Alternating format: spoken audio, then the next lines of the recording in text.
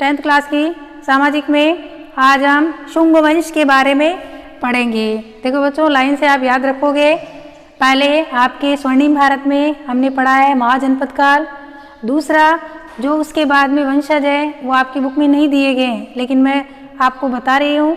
हर्यक वंश, शिशुनाग वंश और नंदवंश। नंदवंश के शासक घनानंद को परास्त करके चंद्रगुप्त मौर्य शासन हमने पढ़ा था। उसकी प्रशासनिक व्यवस्था थी वो पढ़ी। अब मौर्यों का जो अंतिम सम्राट था वो था वृहदत्त। अंतिम सम्राट था आपके मौर्यों का, अंतिम मौर्य सम्राट था वृहदत्त।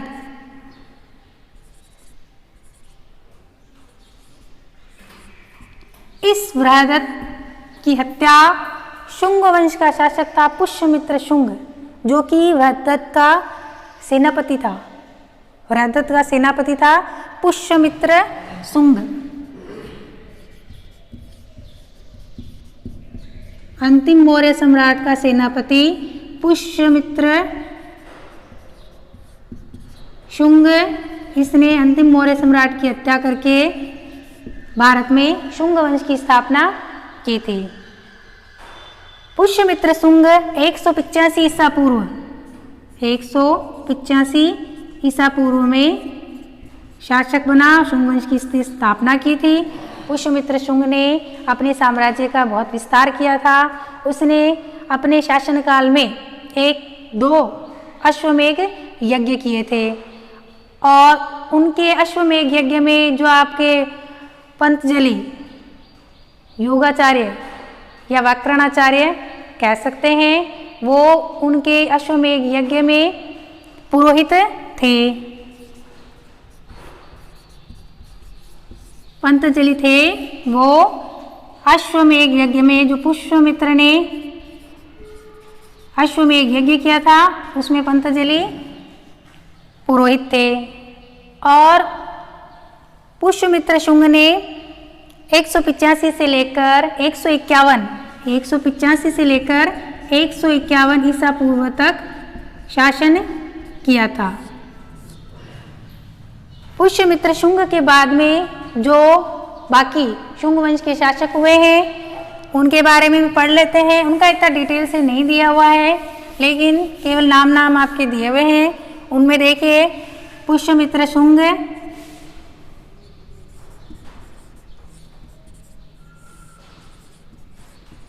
प्रथम शासक जिसने शुंग वंश की स्थापना की थी। उसके बाद में जो शासक हुए हैं उसमें अग्निमित्र,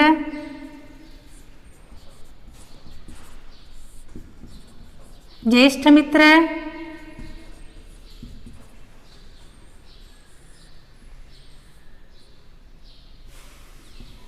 अग्निमित्र, ज्येष्ठमित्र, भद्रक, भागवत,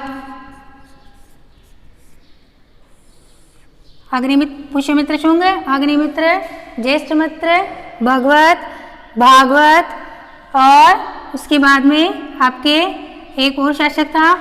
तो इन सभी ने शुंग वंश में भारत में अपने साम्राज्य का विस्तार किया और शुंग वंश की स्थापना की पुष्यमित्र शुंग ने। अब आपके नेक्स्ट टॉपिक है वो आपके आ जाता है सातवाहन वंश। नेक्स्ट टॉपिक है आपके वो आ जाता है आपके सातवाहन वंश।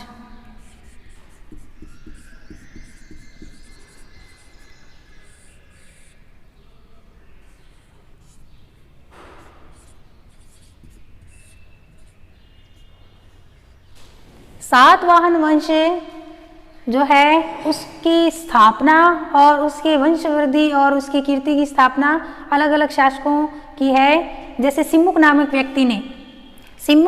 व्यक्ति ने सातवाहन वंश की स्थापना की थी।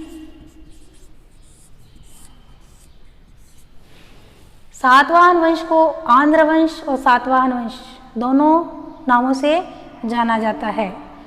सिमुक ने का शासनकाल है वो ज़्यादा बड़ा नहीं है, केवल भारत में सातवाहन वंश की स्थापना से संबंधित है। उसके बाद में पहला शासक था जिसने सातवाहन वंश की कीर्ति को और ज़्यादा बढ़ाया था वह शासक था सातकर्णी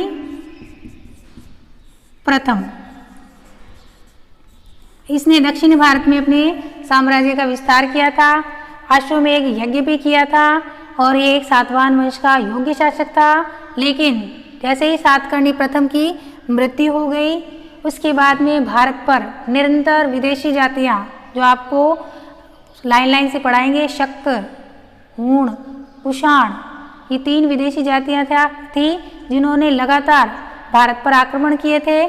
सातवाहन वंश सातकर्णी प्रथम की मृत्यु के बाद में शकों का दुर्बल शासक होने के कारण शकों ने भारत पर अपना प्रभुत्व स्थापित करने का प्रयास किया था।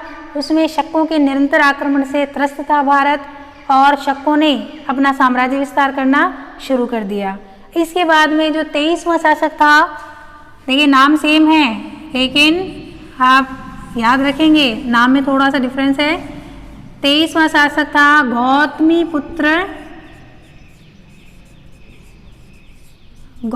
पुत्र सातकर्णी। सातकर्णी प्रथम अलग है, गौतमी पुत्र सातकर्णी है वो अलग है। गौतमी पुत्र सातकर्णी है वो 23वां शासक था। इसने शकों की शक्ति को परास्त करते हुए वापस अपने वंश की वृद्धि और कीर्ति और वर्चस्व वापस स्थापित करने का प्रयास किया था। लेकिन फिर भी शकों का आक्रमण है वो सातवाहन वंश के समय में निरंतर होता रहता था। फिर आपके इन्हीं के बाद में एक और शासक हैं जिनके बारे में हम पढ़ते हैं, वो है 27वें सातवाहन वंश के 27वां शासक था, वो था यज्ञश्री सातकर्णी।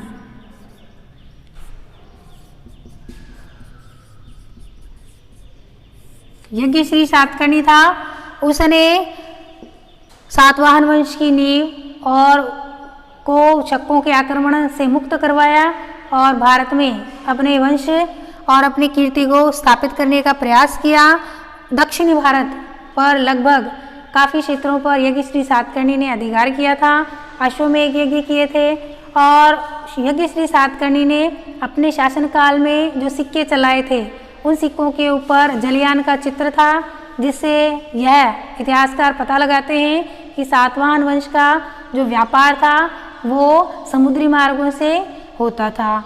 फिर इस वंश के बारे में अगर हम इनका और कुछ शासनकाल पढ़ें तो उसमें हम देखते हैं कि जैन और बौद्ध विहारों के लिए इन्होंने अनुदान दिए थे। ब्राह्मणों को सर्वप्रथम सातवाहन वंश के शासकों ने ही भूमि अनुदान में दी थी। विहार चैत्यों का निर्माण करवाया था और इनके समय में प्रजा थी वो सुखी और संपन्न थी। वर्ण व्यवस्था इनके समाज का प्रमुख आधार था और जो इनके शासनकाल में चैत्य है, कार्ले का चैत्य, वो सबसे प्रसिद्ध माना जाता है। अब हम आपके नेक्स्ट क्लास में जो गुप्त वंश है उसके बारे में पढ़ेंगे। उसी के गुप्त वंश से ही जो आप अभी तक आप पढ़ रहे हैं ना, उसमें है ईसा पूर्व, किसी भी शासक के बारे में लिखते हैं ईसा पूर्व, और गुप्त वंश का शासन आरंभ हो जाने के बाद में जो सन है वो आपके ईस्वी में चलेगी।